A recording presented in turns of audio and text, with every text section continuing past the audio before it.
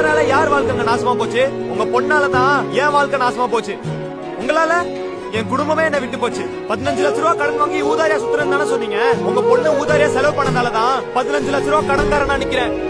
உங்க பொண்ணு ரோட்டு கடையில 20 ரூபாய்க்கு காஃபி குடிக்க மாட்டா. 280 ரூபாய்க்கு ஸ்டார் பாக்ஸ்ல கேப்புச்சினோ தான் குடிப்பா. மணியோட வேல்யூ உங்க பொண்ணுக்கும் தெரியாது, மனுஷங்களோட வேல்யூ உங்களுக்கும் தெரியாது.